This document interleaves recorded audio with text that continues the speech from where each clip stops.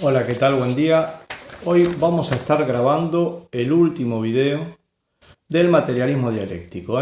La Escuela Latinoamericana de Formación Hombre Nuevo, Mujer Nueva les presenta este último video donde lo que vamos a estar viendo es un tema que históricamente se veía que, producto de la destrucción de las condiciones políticas e ideológicas del planeta, la avanzada neoliberal y racionalista, es un tema que ha quedado casi en el olvido, que es el tema de las categorías de la dialéctica. O sea, digamos que si antes eran estudiadas y en el marco de cierto nivel de escolástica podían a veces ser un poco duras estas categorías, peor nos fue cuando dejamos de estudiarlas, ¿no? Cuando planteamos que todo eso era dogmático, que todo eso era cuadrado, que en realidad había que abandonar la teoría marxista porque estaba fuera de moda, porque ya la humanidad lo había superado. Digamos que las categorías de la filosofía son categorías que apuntan a características generales, a leyes generales del movimiento universal, ¿sí? Que son científicas, que son producto de la abstracción del ser humano.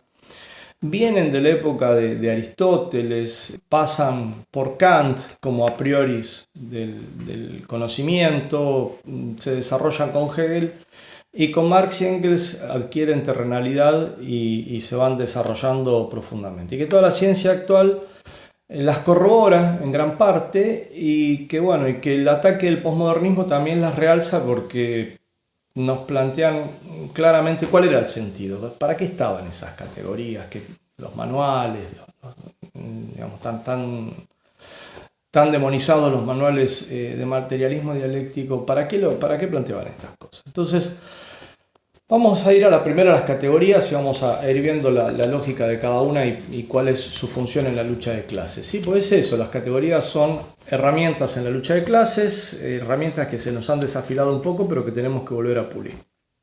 La primera categoría es la de esencia y fenómeno, ¿sí? Esencia es el aspecto interno relativamente estable de la realidad que permanece oculto tras la superficie de los fenómenos. El fenómeno es el aspecto externo más cambiante de la realidad que constituye la forma de manifestarse de la esencia. ¿Sí? Como dice Lenin, la esencia se manifiesta, el fenómeno es esencia, es esencial, es parte de la esencia, es manifestación de la esencia. La ley capta lo que se halla en reposo, es decir, lo esencial, las leyes esenciales que hacen que determinado sistema o que determinado fenómeno se dé de determinada manera. Por eso la ley resulta estrecha, incompleta, simplemente aproximada. El fenómeno es más rico que la ley. Esto lo plantea Lenin, ahí tenemos una dialéctica, ¿sí? El fenómeno es la expresión, la esencia es lo que está determinando ese fenómeno. Y después otra de las cosas que plantea dialécticamente Lenin es que el pensamiento del hombre se profundiza infinitamente desde el fenómeno hacia la esencia, desde la esencia, por ejemplo, de la primera categoría hasta la esencia de la segunda categoría, etc., y así hasta el infinito. Profundizamos en las esencias, esto es lo que hay que hacer con las propias categorías de la dialéctica y lo que no se hizo del siglo XIX hasta el XXI. A muchos compañeros les pareció que no tenía sentido este esfuerzo. Nosotros creemos que sí, por eso estamos haciendo estos videos. Digamos que el existencialismo ha planteado fuertemente la idea de la no existencia de esencia. Esto lo habíamos visto ya en varios videos anteriores, como Sartre niega la esencia del ser humano.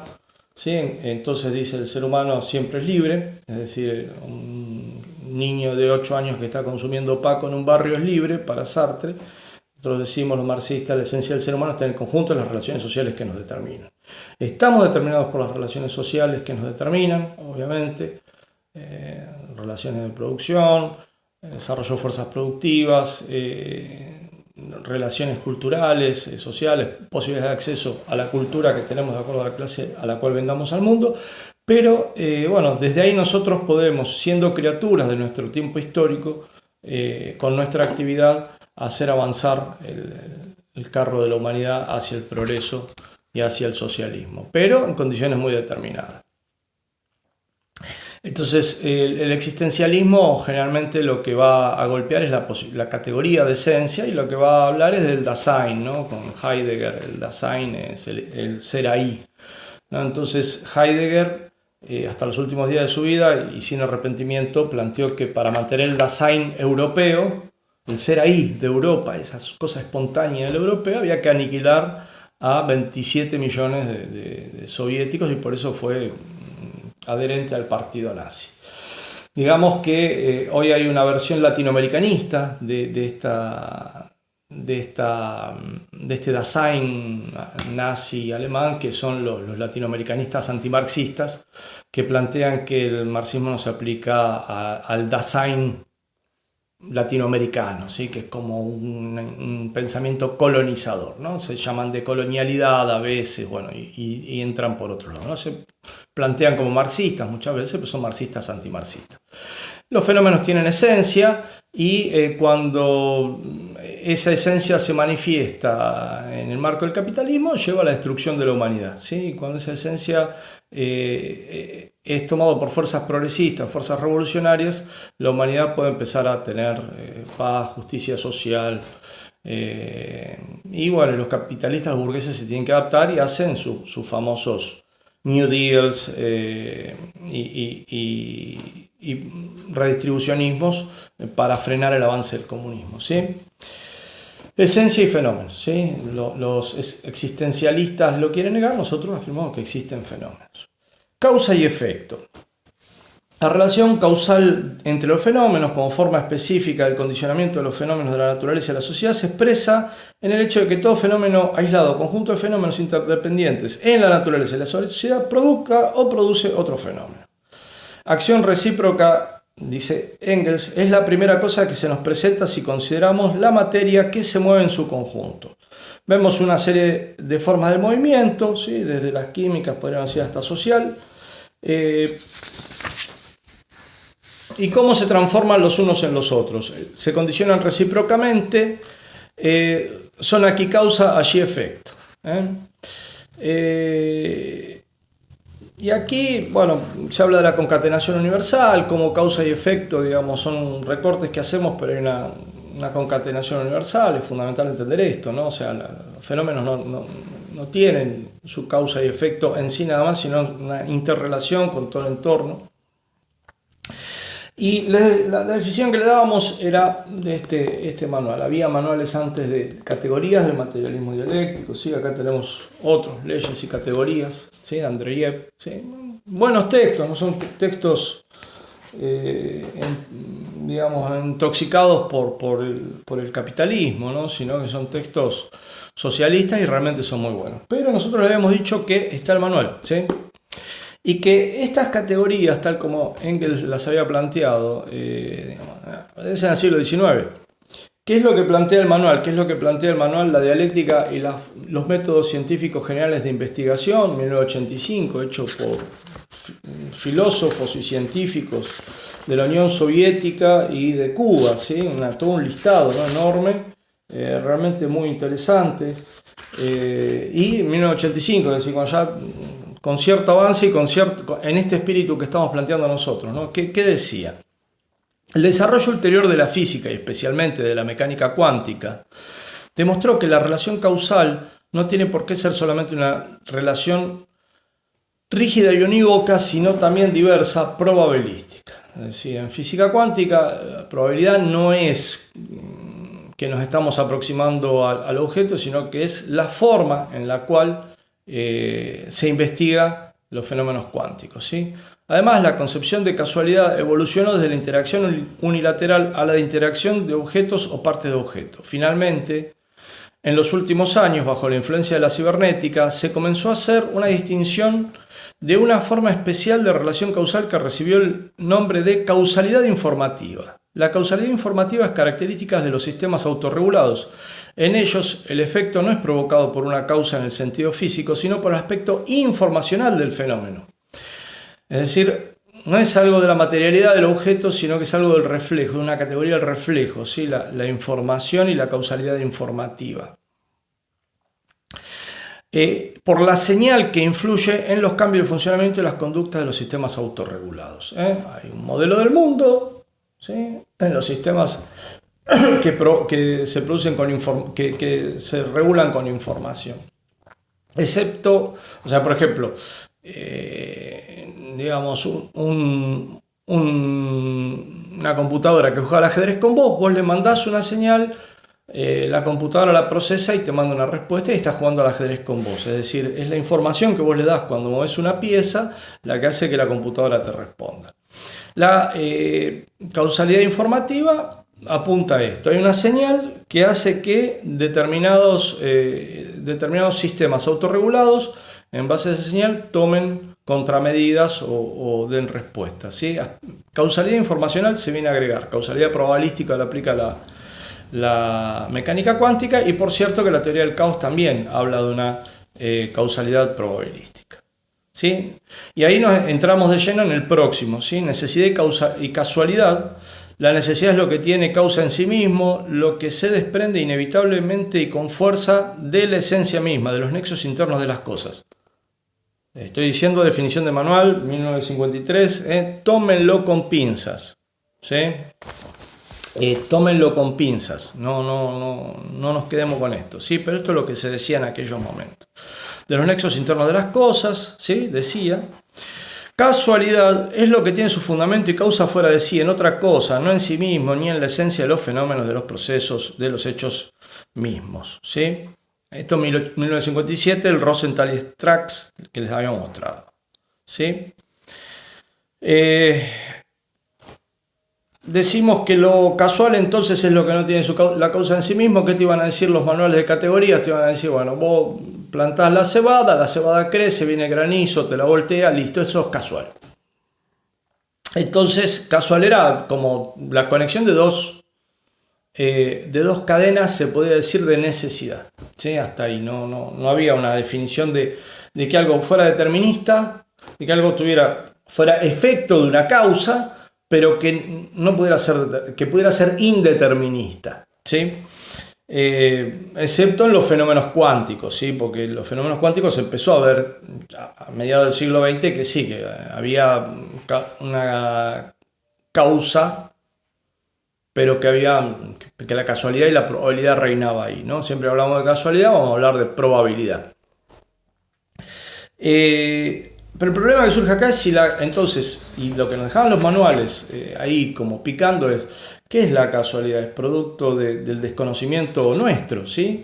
De las cadenas de causalidad que se venían dando, o está dentro de la naturaleza. De hecho, en el siglo XX se debatió esto. Einstein decía que Dios no juega los dados, decía esto, Dios no juega los dados, entonces que todos los procesos en la naturaleza eran reversibles y por lo tanto que el tiempo era tan solo una ilusión. Ilya Prigogine, por lo tanto, va a titular a su libro ¿Tan solo una ilusión? Porque precisamente lo que demuestra Prigogine con la teoría del caos es que efectivamente los procesos hay procesos irreversibles y que por lo tanto una vez que se dan no se puede volver atrás, ¿sí? Que, digamos, donde interviene el caos, donde hay una fase caótica, el proceso es irreversible, ¿sí? A ver, un péndulo moviéndose constantemente es un proceso reversible. Leche, cacao, lo mezclo, es un proceso irreversible. Entonces, la física de la irreversibilidad nos ha dado la idea de que hay procesos irreversibles y que una vez que se dan no se pueden volver atrás. Y aquello que planteaba Einstein, que la casualidad no existía en la naturaleza, no se verificó. Pero estamos hablando de que Einstein planteaba esto, compañero socialista Einstein planteaba esto. Imagínense si nosotros no podíamos tener ahí un pequeño tema que mejorar, ¿sí? Digamos que para entender entonces este debate, digamos, ¿a qué nos referimos esto? ¿Está en la naturaleza o está en nuestro conocimiento?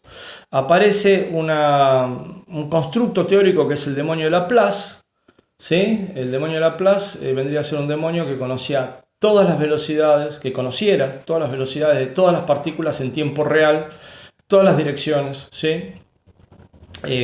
Todas las posiciones. Entonces, que partiendo de una posición A podría conocer dónde se va a llegar en una posición B del universo. Digamos que esta idea del universo ultradeterminista nos plantearía que desde el Big Bang, como bien decía Prigogine, esta conferencia, esta charlita ya estaba armada, ¿sí? ya estaba determinada. ¿Y qué dice entonces el manual? El manual de los filósofos cubanos y soviéticos, la dialéctica y los métodos científicos generales de investigación. ¿Qué es lo que dice? La afirmación de que la casualidad no está relacionada con la esencia y solamente se refiere a aspectos externos, no esenciales y secundarios de los procesos investigados, equivale a las afirmaciones sobre la insuficiencia y el carácter temporal de las ideas y métodos de la teoría de las probabilidades. No obstante, esta, como ya se señaló, no se corresponde absolutamente con la realidad. La teoría de las probabilidades se encuentra en el camino real del desarrollo de las representaciones e ideas generalizadoras de las ciencias naturales y contemporáneas. Es decir, cuando tenés una fase caótica dentro de un sistema, cadenas estocásticas de Markov. 40 puede salir para allá, 40 puede salir para acá, 30 para acá, 20, 20, 20, 20, 20. Son probabilidades ahí. En las fases caóticas, es decir, caos aparente con un orden subyacente, no estamos hablando de caos absoluto, ahí el sistema se te dispara de una manera que es probabilística, ¿sí? Una revolución es una fase caótica de un sistema estable como es una sociedad. Bien. Una categoría que nos cambia es contenido y forma, ¿sí? Lo utilizamos, realmente es una categoría, viene de Aristóteles, nos decía, bueno, el barro es contenido, el contenido adquiere la forma del ladrillo, el ladrillo después va a una pared y es contenido y la forma es la pared, ¿sí? Para dar un ejemplo de cómo el contenido y la forma dialécticamente se intercambian. ¿Qué era lo que decíamos los marxistas en relación a contenido y forma? Y desde Hegel, sí, Marx y Engels la trasladan a la economía política y a las revoluciones y al desarrollo de la sociedad, y dice que las fuerzas productivas, ¿sí?, son el contenido y que las formas son las relaciones de producción. Las fuerzas productivas se van desarrollando, dice, son el elemento más dinámico y en un momento chocan con las formas, ¿sí? Que las formas pasan de ser vías para su desarrollo a ser trabas, ¿sí? Llega un momento de las revoluciones sociales, lo dice en el prólogo a la contribución de la economía política, de formas del desarrollo de las fuerzas productivas, estas relaciones se convierten en trabas suyas y se abre así una época de revolución social. En 1985, manual nuevamente, a 102 años de la muerte de Marx y Engels, estos postulados ya habían sido refutados por los avances científicos. Entonces tenemos que ir a otra categoría, que es la de estructura y elementos, ¿sí? Pero más específicamente en torno a estructuras y elementos, porque el sistema no se entiende sin el entorno. Es muy difícil entender un entorno, la forma interna, es decir, la estructura. Cómo se estructura un elemento si no ves el entorno, si no comprendes el entorno. Y voy a leerles entonces qué planteaban estos científicos. El concepto de estructura se introduce en la ciencia en el momento en que el contenido categorial de la teoría marxista se consideraba en lo esencial constituido. Ya tenemos armado, bueno, listo, no lo cambiemos, ¿sí? Dicen los científicos que así se pensó durante el siglo XX. Ya está, contenido y forma, no vengamos ahora con estructura. La identificación de estructura con la forma nos obligaría a reconocer o aceptar que el cambio de la estructura está determinado por el cambio de los elementos, por el cambio del contenido. Tendríamos que aceptar también que en todo sistema la estructura es el factor conservador, estabilizador, y los elementos el factor activo y variable, la causa del movimiento y el desarrollo del sistema. Pero los resultados obtenidos por la ciencia, y en primer término por las ciencias naturales, ha demostrado convincentemente que el desarrollo del sistema no está determinado solo por los cambios en la composición, sino también por los cambios en la ley de vinculación de los elementos, tal la definición de estructura. Ley, ¿sí? Ley de vinculación entre los elementos. Digamos, lo de forma o decía algo externo, ¿no? Hay muchas veces esa categoría de forma y contenido se nos chinga para el lado de esencia y fenómeno. Estructura y elemento es la categoría que hay que utilizar en el siglo XXI, ¿sí? El elemento es una realidad relativamente estable, cualitativamente determinada, que se halla en interconexión con otras realidades relativamente estables, ¿sí? El concepto de estructura refleja la ley de vinculación de los elementos del sistema y la forma de ordenación de este, haciéndolo en dos planos distintos. En uno, buscando destacar la constitución, la jerarquía, los tipos de vinculaciones, las leyes de vinculación, y en otro, las leyes que garantizan el desarrollo del sistema, o sea, indican el modo de introducir elementos nuevos, así como la relación formal de un sistema y del otro, ¿sí?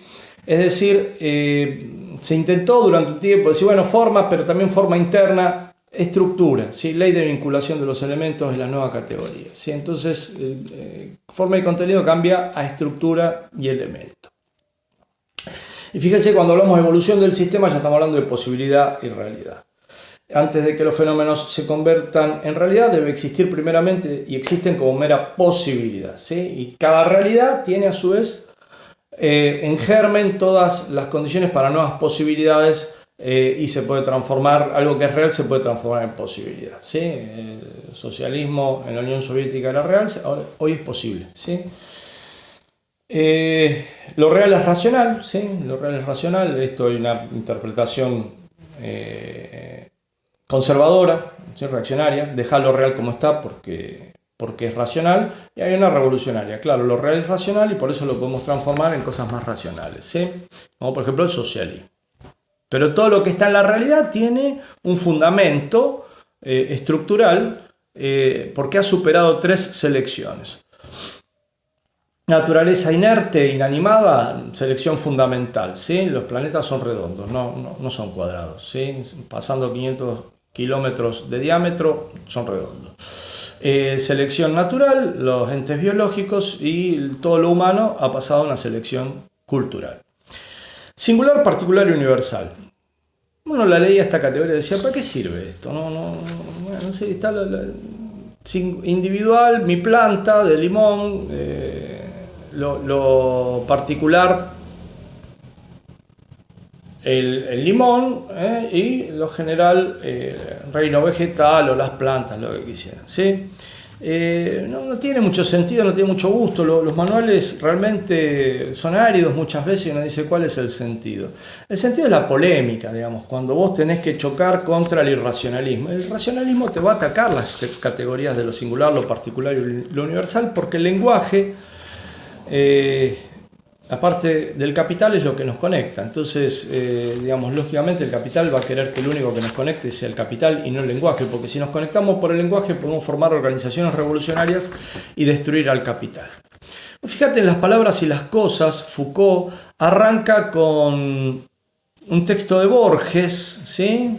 Donde Borges cita cierta enciclopedia china donde está escrito que los animales se dividen en A, pertenecientes al emperador, B, embalsamados, C, amaestrados, D, lechones, E, sirenas, F, fabulosos.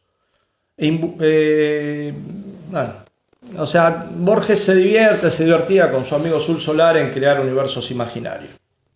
Y si vos lo tomás como literatura está bueno, pero Foucault, bancado por el Estado imperialista francés, lo que hizo con esto fue destruir a la izquierda, ¿sí? Porque la izquierda empezó a decir estas cosas. Bueno, las clasificaciones no existen. ¿Dónde está la verdad? ¿Qué es una categoría? ¿Qué es lo singular, lo individual, lo particular, lo universal? Así, digamos, de esto que parece un juego aparentemente sencillo termina en el nominalismo de Foucault en relación al tema del poder. ¿Qué es el poder? Es un entramado de relaciones que no tienen centro, que no está en ningún lado. Entonces no hay un enemigo al cual vos puedas objetivamente identificar, entonces no hay contra qué dirigir la lucha. No dirijas la lucha contra nada, la resistencia es parte del poder. Quédate en tu casa y pintate los pelos de azul. Bueno, estas son las consecuencias reaccionarias a las cuales nos llevó no ver estos manuales áridos, toscos, que en la intelectualidad argentina y en las intelectualidades latinoamericanas, muchas veces pequeño burguesas, no tienen buena prensa. Sí tiene más prensa Foucault, que nos lleva a esta visión, claro, porque no hay que ponerle el cuero a nada, no hay que chocar contra nada. Digamos, simplemente con el orden preestablecido, que es pelearte con tu tía, ¿sí? Y sacarla loca si es un poco conservadora. La necesidad es inseparable de lo universal, decía Lenin, ¿sí? Desde el punto de vista materialista, ¿sí? Lo universal explica lo esencial. Y acuérdense, el llamado de Lenin sobre el problema de la dialéctica, ver la dialéctica en todo. Yuska es un perro, decía Lenin. Ahí está lo singular y está lo universal. Interesantísimo el desarrollo de lo abstracto a lo concreto, categoría que nos indica qué forma tenemos de analizar, de investigar los procesos y los fenómenos, ¿sí? Lo abstracto y lo concreto, lo abstracto es lo más indeterminado, lo concreto es lo más multideterminado. La mercancía es la categoría más abstracta en el capital y por eso se empieza con el trabajo y la mercancía, las categorías más abstractas. Y así es como dice Marx que hay que investigar. Vos partís de lo concreto. De lo concreto tenés que ir a lo más abstracto, ¿sí? Y de lo más abstracto vas tejiendo las categorías y entendiendo su concatenación lógica hasta llegar al concreto. Lo concreto es concreto porque es síntesis de múltiples determinaciones, pero vos no podés empezar investigando por lo concreto. Marx empezó la mercancía, fue entramando las categorías, así hasta que en el último tiempo iba a llegar a la población, ahí fallece. ¿Sí? El ser humano es más multideterminado que la mercancía, en términos de que el ser humano, su esencia está en el conjunto de relaciones que lo determinan, y la relación mercantil es tal vez una de las relaciones más simples de lo económico. Entonces Marx no pudo llegar al tema del ser humano porque primero toda su vida tuvo que ir de esas categorías más abstractas a las más concretas. ¿Qué dice el manual? Tomo 2, ¿sí? El capital es probablemente el ejemplo más significativo de cómo se debe emprender el análisis de un sistema dinámico complejo. Fíjense que estos libros ya hablaban en términos de complejidad, sistema dinámico complejo, y de cómo en este análisis se ha de abordar metodológicamente la relación entre los elementos y la estructura del sistema, y entre su historia y su funcionamiento, y se elabora también con todo detalle uno de los métodos fundamentales de la dialéctica. El método del paso de lo abstracto a lo concreto. Genial, ¿sí? Digamos porque es como la ciencia hoy actúa. Les muestro esto, premio Nobel, ¿sí? Año 2000. Eric Kandel demuestra cómo la experiencia modifica la expresión génica y cómo el cerebro tiene una plasticidad anatómica, ¿sí? En base al aprendizaje. ¿Cómo estudia el cerebro y estas capacidades? Bueno, parte de un cerebro más abstracto que el cerebro humano, el cerebro de la aplicia, una especie de babosa marina que tiene pocas neuronas y por lo tanto parte de lo más abstracto para después ir tejiendo conclusiones hacia lo más concreto, ¿sí? Los científicos estudian hoy las categorías, desde las categorías del abstracto y lo concreto, y todos los teóricos de la complejidad plantean hoy, ¿sí? Los teóricos de la complejidad, no Murray Hellman porque es un reaccionario hecho y derecho, ¿sí? Pero los teóricos de la complejidad hoy, los más o menos honestos, plantean que el marxismo es desde ya un antecedente de los estudios de complejidad. Vigencia de la dialéctica hoy, ¿sí? ¿Qué definición toma el manual? La filosofía es la doctrina sobre la dialéctica, ¿sí? Va a decir este manual en 1985, vamos a ver una definición moderna de dialéctica. La filosofía es la doctrina sobre la dialéctica, es decir, la doctrina sobre el desarrollo del vínculo en sus formas más generales y de mayor contenido que se manifiestan en el ser y el conocimiento.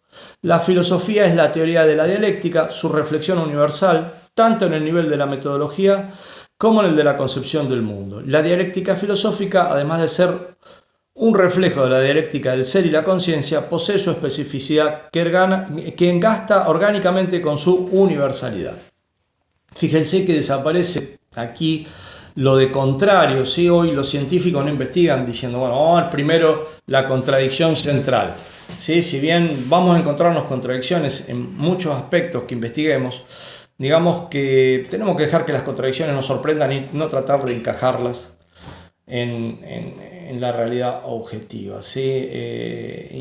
Y en las realidades sociales. Tenemos que dejar que las realidades que las contradicciones nos sorprendan. Digamos que todo esto que vimos y la necesidad de avanzar nos permite entender también algunas cuestiones, ¿no? Hoy, por ejemplo, se quiere negar el materialismo histórico, negando, por ejemplo, lo universal de ciertas categorías a las cuales hemos llegado en términos de análisis de qué tipos de sociedades ha habido históricamente, esclavismo, asiático, como ponen por ahí, feudalismo, ¿sí? Comunismo primitivo antes, ¿no? Capitalismo, socialismo. Digamos que esta negación apunta a la negación de un sentido de la historia, porque si vos hablas de sentido de la historia, hoy por hoy se habla de que estás hablando de una teleología, es decir, ¿qué me vas a decir? ¿Que hay un Dios que quiere que venga el socialismo? Digamos que esta es la chicana que se plantea, y que por lo tanto, destruyendo, digamos, el proyecto investigativo de Marx, Carta Weidemeier 1852. Mirá, yo investigo porque quiero demostrar que lo que se viene es el socialismo, después el comunismo. Ese es el objetivo de toda mi investigación. Caemos en un voluntarismo a la Heidegger, al espiritualismo pequeño burgués individualista, ¿sí? Que niega la necesidad de un partido revolucionario, la orgánica revolucionaria como fundamento del cambio social. Entonces, contra esto, bueno, hoy lo que nos dan un fuerte apoyo son las categorías de evolución y de complejidad y las teorías de la complejidad que nos demuestran que sí, que los sistemas evolucionan en nuestro planeta. ¿Por qué? Porque nuestro planeta es donde crece la complejidad. Entre el orden y el caos, ¿sí?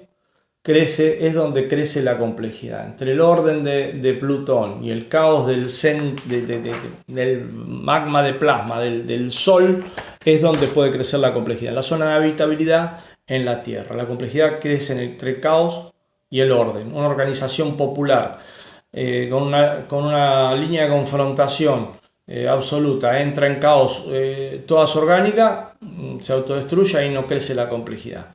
Una organización burocrática solamente mantiene el orden, ahí estás del lado del orden. ¿Dónde va a ser la revolución?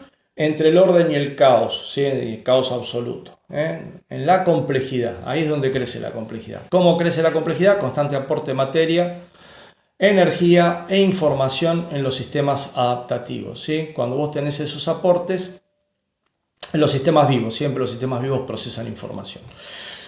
Ahí es donde crece la complejidad. ¿Y por qué crece la complejidad? Porque hay que adaptarse, ¿sí? La función adaptativa de los sistemas es lo que hace que sigan existiendo en la realidad. Si no, perecen en la selección, ya sea natural o ya sea en la selección cultural, ¿sí?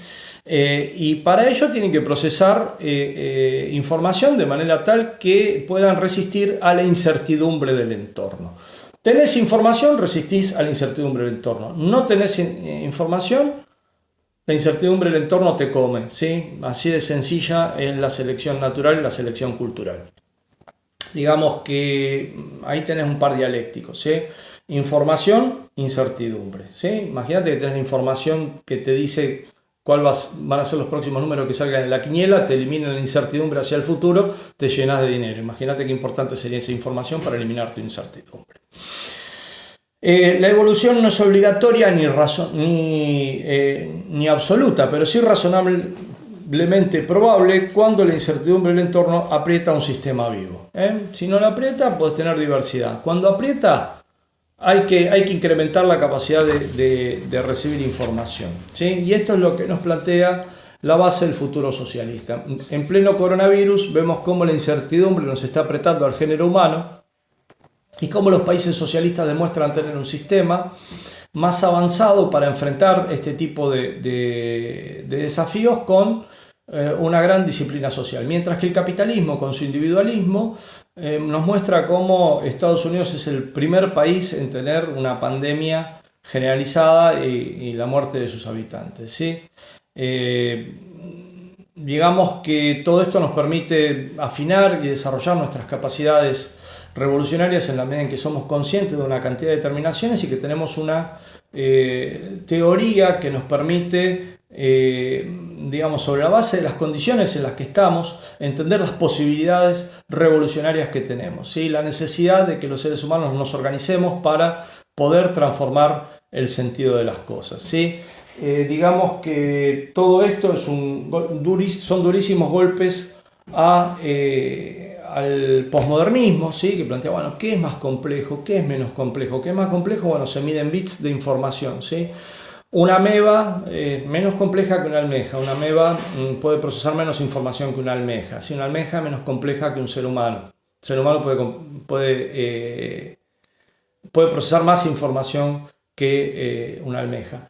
Comunismo primitivo, el neolítico procesaba cierta información, ¿sí? Pero una sociedad esclavista procesaba más y una sociedad feudal procesaba más. Y el socialismo va a procesar más. ¿Por qué? Porque es una sociedad que se basa en la empatía, en la razón, en la fraternidad de los seres humanos, mientras que el capitalismo no puede procesar esa información. ¿Por qué? Porque es individualista, ¿sí? Entonces, la vida social se maneja en la anarquía. Volvemos entonces a entender que los manuales soviéticos, acá tenemos el de Afanasiev, ¿sí? Víctor Afanasiev, son tal vez en el siglo XX una cúspide del pensamiento humano,